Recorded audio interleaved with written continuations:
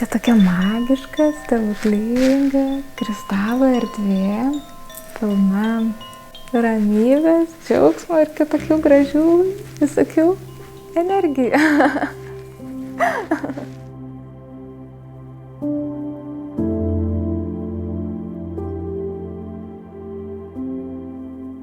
Kiekvieną kristalą pati atrenku, nes tiesiog nemėgstu jų atsisiųsti, bet važiuoju dažniausiai į Vokietiją, Prancūziją, kartais ir toliau, ir iš Indijos, ir iš Pietų Amerikos esu atsivežus.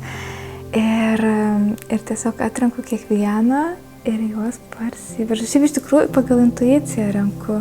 Ateina ir jauti, va šitą paimsiu. Ir toks jausmas, net tikrai va šitą reikia parvežti. Tai patys jie.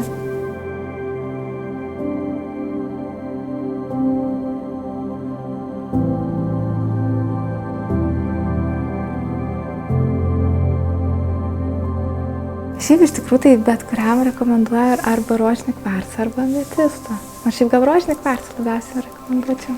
Tiesiog bet kokią situaciją padeda išspręsti per meilę, per ramybę. Ir tiesiog yra tokia energija, kur tikrai visada visiems gerai. Aš šiaip net visada mėgstu pakviesti žmonės čia ateiti, pavyzdžiui, net jeigu ir blogai jaučiasi, ar tiesiog šiaip susitikti su draugais ir ateiti tiesiog pabūti, atsipalaiduoti, parelaksuoti, tiesiog pasidžiaugti kristalais ir pasimėgauti tą energiją. Ar ten kažkam liūdna, ar ką. Ateini čia ir viskas pasibaigia, dingsta, čia kaip į kitą pasaulį ateini.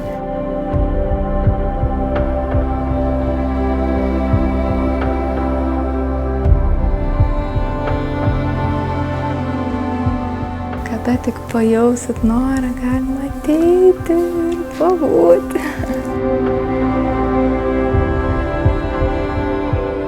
Visi ir taip jau pilni, ir tobuli, ir nuostabūs, ir tiesiog taip pamatyti.